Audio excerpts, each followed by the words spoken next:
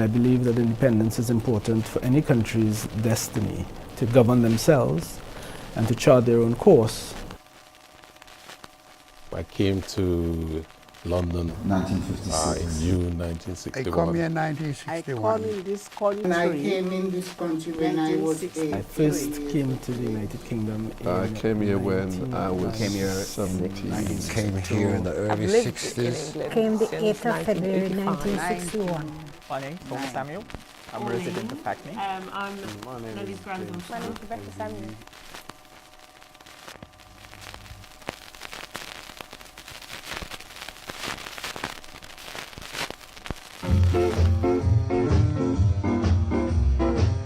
I was born in Trinidad, in a lovely village called Maraval. I went to primary school in Port of Spain, and then I went to secondary school in Maraval at Trinity College. And I played football for Maraval, a very close affinity to Maraval. I contested local government for the district. I contested general elections for the district. That is why we have sense, give us independence. Growing up in Montego Bay has been a very interesting and foundational time in my life. Well, thing was very hard there. You couldn't get a proper job.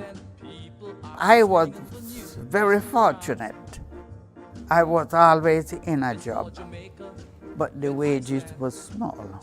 We were all poor, but it wasn't a problem because everyone else around you were in a similar situation. Cost of living might raise up very high. Church going in Jamaica is equally a part of who I am today. I love my church from back home. I used to go to church every Sunday when I'm at home in Jamaica, and over here I do the same thing. I don't miss any service. I love my minister. We hug each other. She always say, "Where is my hug?" Lovely. I love to serve the Lord. I was baptized in the age of 18 in Jamaica and come here now, and I haven't left the church. The church is a very vital part in the growing up of our family. Jamaica's always prided itself on being the best that they can be in anything, including education, and education has always been the forefront. We had a long distance to go, for example, to school. So as little children, you had to walk over a mile to get to school. They look so nice in their uniform. Navy blue skirt and white blouse, and the boys in wear the khaki suit. It's very nice. See them going to school on the street. Beautiful. I can just see my old school, Albion Primary School, all-age school. And in that school we had 3 massive playgrounds with red dirt. And so if you could get there early in the morning, you could get to go and play. And there were no risk assessments, of course. So we climbed the trees. I've got so many bruises on my feet. My grandmother used to tell the teachers that if I arrive late to school, make sure I get the caning. So I had to do my best to get there. And have to enter school very clean, no untidy, hair well combed, your shoes well shine. Oh yeah. Was that story you were saying about when you used to come in and if your shoes weren't shiny, you had to go back home? Of course, the teachers send you back home. And if your hair not combed, they used to burn pencil through the boys in here. And if the pencil don't go through, they have to go back home and comb their hair before they could enter into the school. You had a bag with your books in. You were responsible from primary age to take your books home and to take them back to school. And I can tell you that the teacher did not want to have your books dog-eared. So it had to be neat. So you grew up with a sense of responsibility. If they gave you things to learn, you'd have to actually learn that part. Your parents' generation, they wanted you to succeed academically. So they sent you to school. That was your focus. You needed to learn. You respected your teachers. You may not like what they said or did. They called it the cane, I remember the strap. just to ensure if you did anything naughty, you were punished. Not only did we have to do English history, so I learned all about the Queens and etc. and Europe, but we also did Caribbean history. So we learned about the slave trade, and we learned about what was going on in the other Caribbean islands, and we learned about our own national heroes and the role they played in fighting for independence. I think people like Marcus Garvey, he was one of those activists, as we refer to him today, in trying to enable Black people to focus on Africa and our roots. I often wished actually that my own children had the opportunity of going to school in Jamaica. Carnival, wow. It's one of the most beautiful experiences that we've had. People only talking, but they really don't know what's the proper meaning for Trinidad and Tobago. Cipriani start the ball rolling. Very proud of Carnival.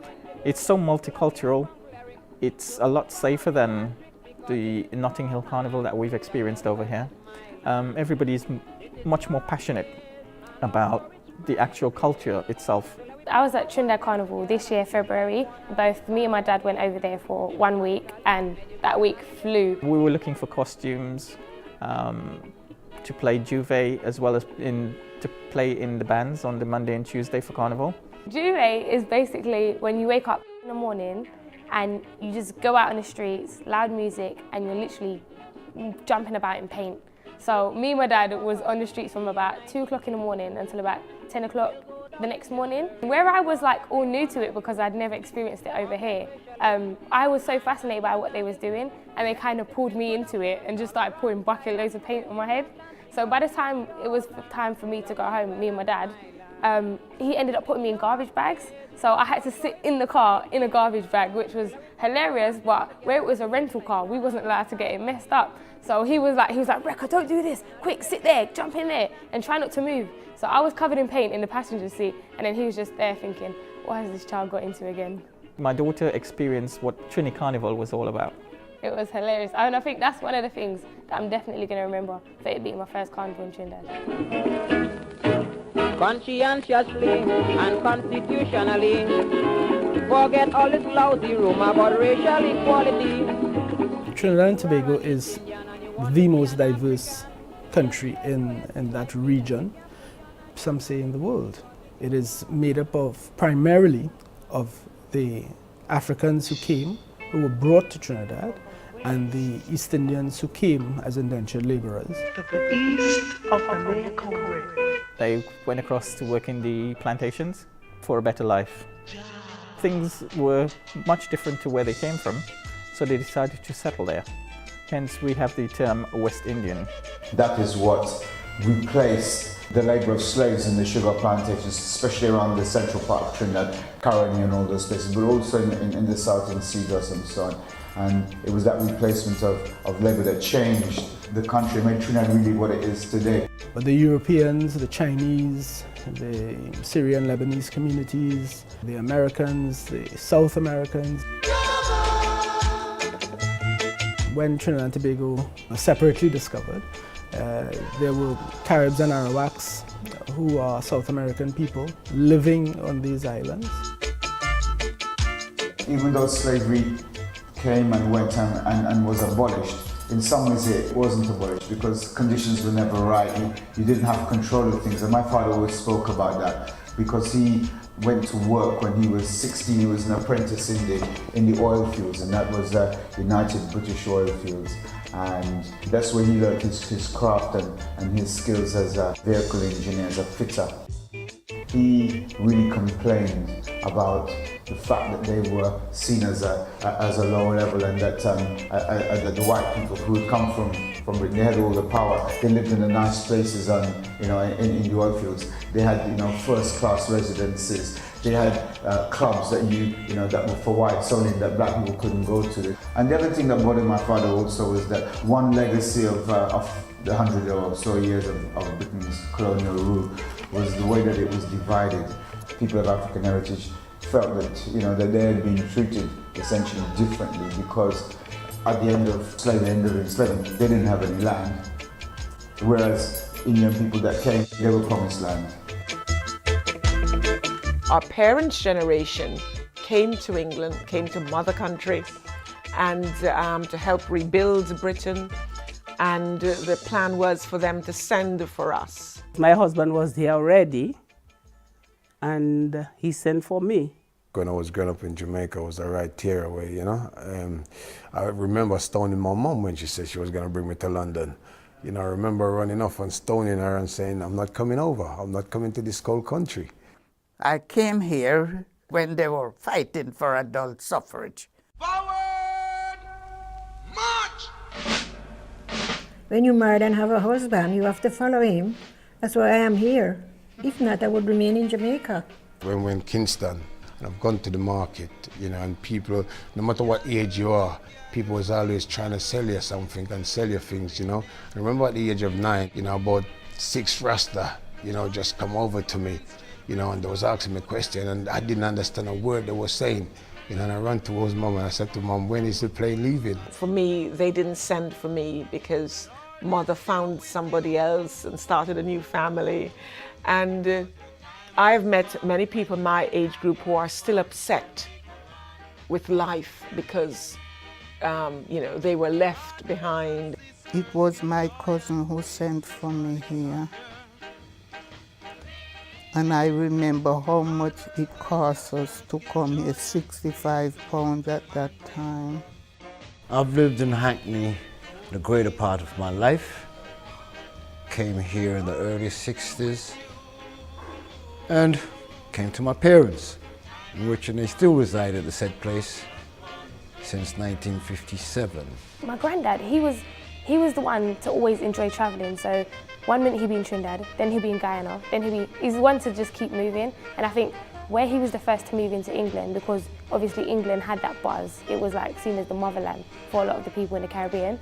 So he saw it as like a new opportunity. When we heard that you could get a job here for £5 a week, we clap our hands because in Jamaica, at the same job there, you'd get about 5 shillings. Most people came here so that they could work for money and we support our family home. We did have a lot of jobs, because when you go in one and you don't like it, you just left it and go and get another one. And you have to make your shopping and send for your kids and pay your rent. My parents are patriots. Every day they live, it was living for Jamaica. And in that sense of growing in a household like that, where Jamaica is always a topic, I'm buying this new TV, it has to be able to work in Jamaica.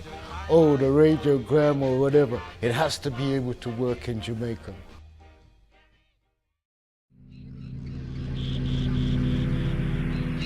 If you have a household to run, and you know the work that you carry out in your household is for your children, for your spouse, your extended family, there's greater dedication to carrying out these responsibilities and activities.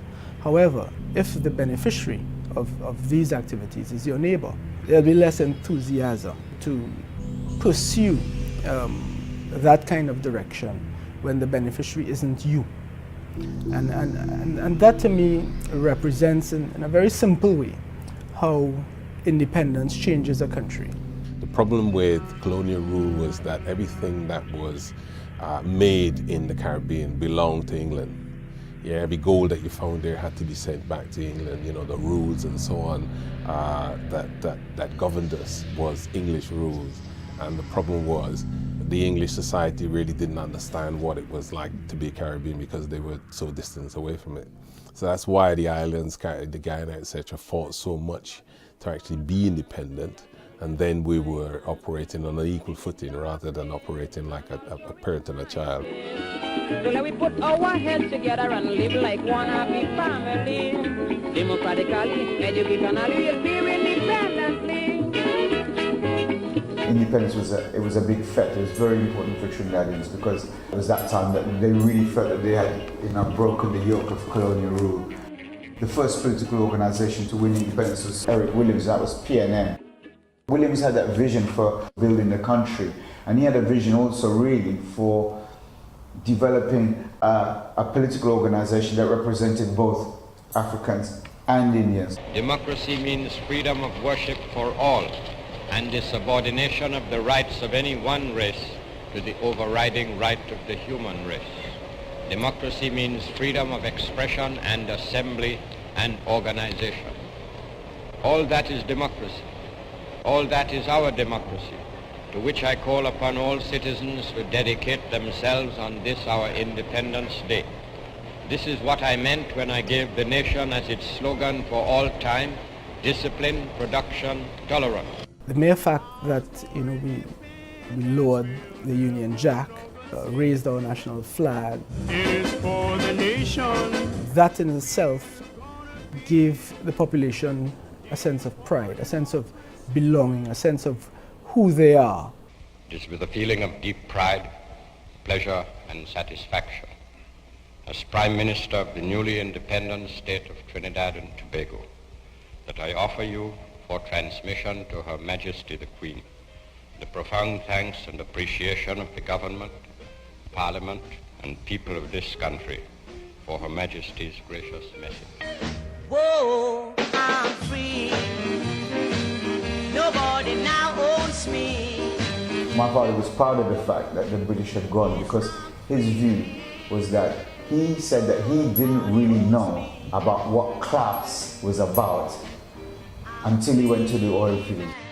Segregation between the whites themselves, between whites and those people they call coloreds, and also differences between Africans and Indians. Before that, he didn't really see that.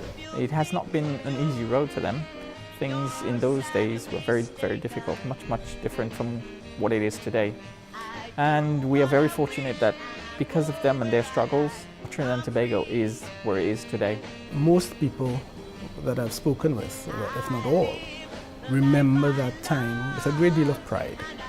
And I think they felt then that it was time that they charted their own destiny. What Trinidad as an independent nation did was to begin to create the idea that, who do you say you are? Well, when you're away from Trinidad, you call yourself a Trinidadian. But when you talk to people there, they will use other words to describe themselves, so their identity is different. Trinidad and Tobago continues to be a place that celebrates all the different ethnicities and religions. I think it's the only place on earth that celebrates all the major religious holidays, which in itself is very impressive. It is certainly something that I embrace, and it allows a unique culture, a unique people, and more importantly, by us being independent, it allows for this meshing of people to become one people. No matter who your mother and father, maybe you belong to the human race. Jamaica could not do anything at all without referring to Britain in any shape or form. Everything was actually British-led. Not disrespecting Britain at all, because they were there for 300 years and we were under their rule, but the time had came that Jamaica wanted to make their own decisions. I lived in rural Jamaica at the time, and there was a great big build-up to independence. And my father was always involved in political life, and so he was involved in all of the meetings and discussions that were taking place. I was in primary school, and I remember how excited we were. I just changed school, called Pedro Plains, and they were having a celebration regarding the independence in 1962. I can remember vividly the cup that I received. Children got an aluminium cup with the Jamaica national emblem on the cup. The adults got glasses. I remember we had a big yard in Jamaica, I mean, and everybody get around. The whole community was involved. Yes, independence is great for the whole population, including your children too. So I believe we decorated the place. In those days, we didn't have a lot of aluminium, and so they used coconut bough and made arches and tied up fruits and flowers on the arches all through the community. I remember that. We also had a big fair, and I remember my father, who was a big cook, cooked the curry goat. To England to seek for independence. We went to Denby, which is a big agricultural fair, and television was on, and we saw television for the first time. How these two politicians were shaking hands when they gained victory. Now independence is good for the young and the old, also for me and you. Yes, independence is great for the whole population, including your children too. So I believe that if we try our best, it will be a great success. So let us live in unity for progress and prosperity. Swing it, Daddy. It was a very exciting time for us. We were all just so hopeful of what was going to happen to Jamaica and where we were going, and everybody was really determined to do well. So rise, Jamaica, rise, and let us celebrate. Let's forget the past. Give people a stronger sense of belonging to the actual country itself. Here's for progress that we're gonna make. It's for the embassies we'll operate. I remember the flag raising ceremony. I remember the young person who raised the flag, who was a friend of ours and whose mother taught at school. And when I became member of parliament and we had a flag raising ceremony on one occasion, his son raised the flag. Everybody in my house was excited, and they had these special records for independence. These independent people are swinging the news around. It's for Jamaica where I stand. So there was one, remember when? Who used to wash your clothes for you? Who used to dye your diaper? Nobody but your mother and your father. That song, they always stick in my head as an independent song, because it was like the flip side of another one. But it was constantly played, constantly. And that time I was a kid, but I used to have to shut my mouth and open my ears. Independence celebration. I remember that weekend, there was a big dance, and it was a night to remember at Stockington Town Hall, celebrating the independence of Jamaica. As an older person now, you wonder to yourself, should they really go independent, so early, or be left alone so early? Many of the achievements that we've had would have been about Jamaica. It would have been about Britain, to be quite honest, because Jamaica would still be under the British flag. Although Jamaica have a strong involvement with Britain, it would not be identified as a country within its own right as Jamaica. Well, some say it shouldn't have been, and the majority said it should be. But I said it wasn't ready for independence yet. If it wasn't, I don't think the government of Jamaica would have gone for it. They know it would be something that will be beneficial to the country. I know that we would have hard times ahead, and we did have hard times. Even now we're having hard times. It was almost too much too quickly, and actually that's maybe what one of the downsides were. And being quite close to America, we got an influx, and I'm still dealing with that influx from America as well. But nothing but a franchise. Soon to become another state of the US when the deal is done. It's just a few more years before that deal's going to be done. Because economical reasons, It's now really an economic village, the world, therefore it's less about politics, it's more about economics. So it's really who you can work with now rather than, who you're distant from. What do you have to sustain 4 million people to make their lives easier? Away from flooding them with foreign imports, that they have to be paying the prices the people are paying for it in Europe. On what kind of wages?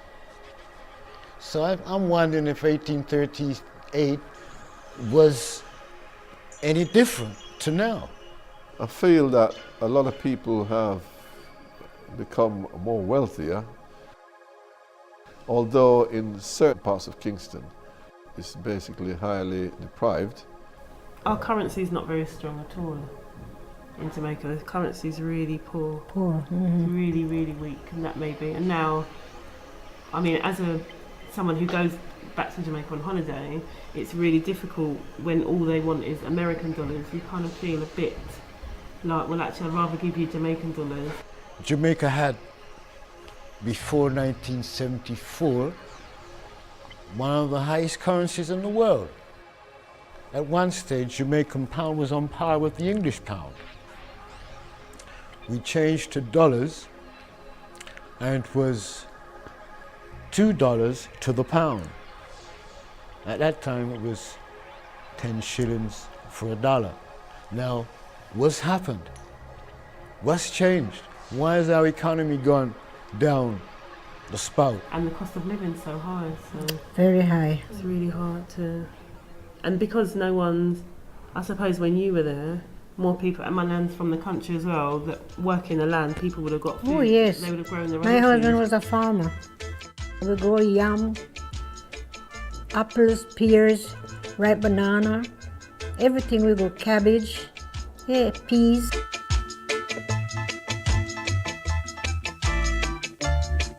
They say that the music is about struggle and about survival and about love. So I think we've always been brought up to associate that with independence, that we've overcome that struggle. I remember the hardship that used to be there. I remember the street that we walked, there was no light. Well, most places didn't have a telephone. And so it was one of those things that we live in. Maybe at the time we didn't even think that we haven't got any light. We make our own lights anyway where we're going to do. But to go back and see streets or areas that has been developed with street lights, and you have telephones, and you have water coming to your own yard instead of going down to the river to fetch water, you know that things is happening. Having received that independence, in terms of how does one live and behave in a way which for me can only mean a responsible way of being an independent people. You're not moving from a stance of weakness, you're moving from a stance of strength. So now that you've got your independence, what do you do with it? You have to be interdependent now, working with other people, with other islands, with other communities, to make sure together, collectively together, you're stronger and you can progress, from that particular point. So it's the next stage, 1962, they said they gave us independence. In my views, that's an incorrect statement. It's something that's an illusion. I went to Malaga last year and I went to look in the Malaga history, and England still got control of Spanish Town. They want to do anything, they still have to ask England.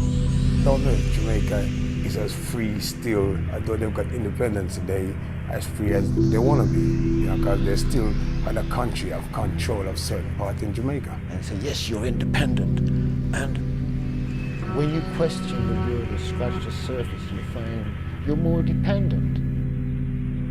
The key thing for me that stands out was Eric Williams, because it was the quality of Eric Williams and his thinking and that sort of thing that tried to get a Caribbean association, CARICOM as they called it, and that was very much the thoughts of Eric Williams.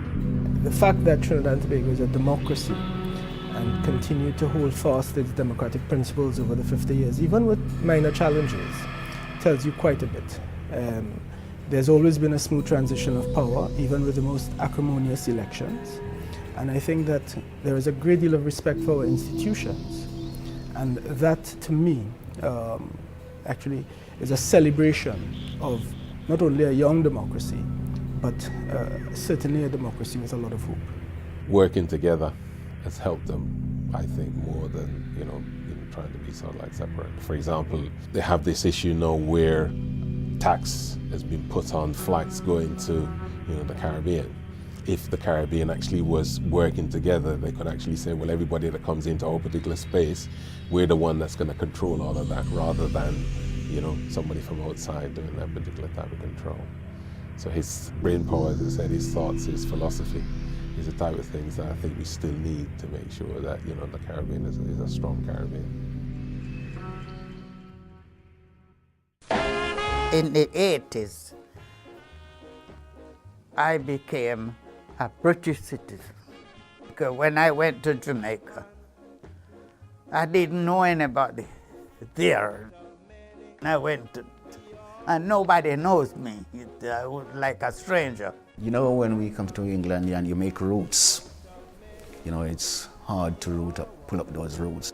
I don't know if I'll be happy back home because my kids is over here, my grandkids is over there. Well, they want me to come down, but I said no, because not the same life. Maybe it took me 24 years before I went back. Well, it was very nice, yes, that I was taken around in different places that I was never able to visit when I was living there, I tell you the truth. So I was better off then at a visit. It was very strange because some of the people, younger people, I didn't know, but it was very good to visit. To go down there now, they don't even want to see you. What they want from is money. Money. And when you don't have the money to give them, nothing not going to work, is enemies and vex and this and that. Better I stay. Little by little, it's small, but it is here now. Even though I've spent different periods of time outside of Trinidad and Tobago, I still consider Trinidad and Tobago very much my home. It's a place that I truly love, and I look forward to contributing in any way that I can to its further development. I am so proud to be Jamaican, and I wouldn't want to be anything else, even though I have British citizenship. When they say where you from, I say, well, I'm English now, but sometimes I feel like I'm British, sometimes I feel like I'm Jamaican. Depends on the people that you meet up with, yeah. This country have shown me a lot of things during my life here in Britain. The first black mayor in Hackney was Sam Springer from Barbados, and I was the second. And I was very proud about that, of the London Borough of Hackney, yes. And in those years, with the mayorship, it broadened my horizon. Hopefully in the near future, I will be returning back to my roots, back to Trinidad and Tobago, where I will be retiring and living the rest of my days in a nice, beautiful sunshine, lovely beaches, lovely atmosphere, lovely food as well. So I'm looking forward to that. To go back, if it's God's will, if it is God's will that I should return, then I would return. But at the moment, I feel okay. You've never lost your accent, though? No, same Jamaican. Sounds like she's just come. Same Jamaican. Yeah. However, when we go to Jamaica with her, we're all foreigners. Sometimes when you go back, it takes about a week before you can actually get into it. But from time to time, your British accent does come out. And people do realize, oh, you're not Trinidadian. We certainly haven't matured fully in the 50 years. There's still some work to be done. But we've come a long way to identifying with who we are and becoming a people that is Trinidad and Tobago, as opposed to being linked with some other country or some other power. 50 years in the life of a nation is not a long time. I look now to see how we manage our resources, how we manage ourselves, and I certainly believe that the governing bodies have the interests of the citizens more at heart than a power that may not be as closely linked. Some people will say we haven't done as well as we should have, and that might be so. We have done very well in some areas. We've contributed so much to the world. When I think of the anti-apartheid movement, I think that it was led by Jamaica. So much so that when Nelson Mandela was finally freed, one of the first countries he visited was Jamaica. We look at people like Colin Powell, the general. We've had champions in boxing as well as influential figures from Sam Sharpe through to Bob Marley, through to Beanie Man, through to Usain Bolt and Johan Blake. We have turned out scholars and scientists and musicians and artists and athletes and doctors and nurses and teachers. I don't think that there's any part of the world that you could go and say the word Jamaica and it is not recognized for something or the other. We have a saying in Jamaica, me liquor but me talawa. In other words, we might be small and demure in size, but we are a strong people. We have a lot of funny sayings in Jamaica. Why Jamaican people are so bossy? Well, Jamaican people are bossy because they feel that they can achieve highly. I've seen it over the years. I feel like that myself, you know. You know the pigs, yeah. We used to call them in Jamaica patwa hog. Mm-hmm. So the mother pig mouth always very long and the father pig mouth is very short. So whenever our mother do anything and our mother scold her, she say, pig said to mama, make your mouth long so. Mama say you are grow, you will come see. And then the little pig no mouth come just as long as for the mother. So when you get to be a mother, you'll understand why I am the way I am. Yeah. Is the quick translation. One of the key things which I still can't fathom to this day is don't get beside yourself. You know, that's a Guyanese saying. You know, whenever a child is naughty, that sort of situation, here you would say that they're being rude or they're being obstropolous or that sort of situation. But in Ghana, you would say, don't get beside yourself. If I was a person who provides something for you, you know, and as you go along, you completely forgot that I provide that thing for you, that which was beneficial to you. Now, you forget it, and you're criticizing it, or criticizing me of what I'm doing. Well, you're biting the fingers that feed you. And that's one of the things that grandma, granddad, mom, and dad usually says. Always remember the hand that feeds you. Independence is probably the single most important thing to any human being. It is what empowers the human being. Breaking away from tradition for us to get back to our roots. It's a liberating thing to have the independence, not having to be browbeaten or taken down, and to be able to walk your own path. If you're independent, you can make your own choices, you can make your own mistakes. Once I got myself an education and a skill, then I would be answerable to nobody else but myself. If you are independent, then you are not easily swayed by outside influences, and you can therefore chart a course that you believe in. To be an independent human being is to have your own foundations and grounds where you are able to survive on your own, not being dependent on anyone else but yourself. She's very independent, darling. She is. Yeah, I've always had to be. My nan's very independent. My mum is, all my aunts are, all my cousins are. It's marvelous to be an independent woman. Complete freedom. You can do what you want. You can go where you want, as long as you can move around. This quota is my independent. I like to be independent. I don't like people doing things for me all the time. I'm 94 and I'm still independent. And I does everything for myself. I work a garden as well. Independence for me is quite simple, to be free. To live in a way that says your independence is not about you alone, but it's actually about how I share and live with others around me. Wow, I mean, I think that's I think that's fabulous, and I mean, there's so much.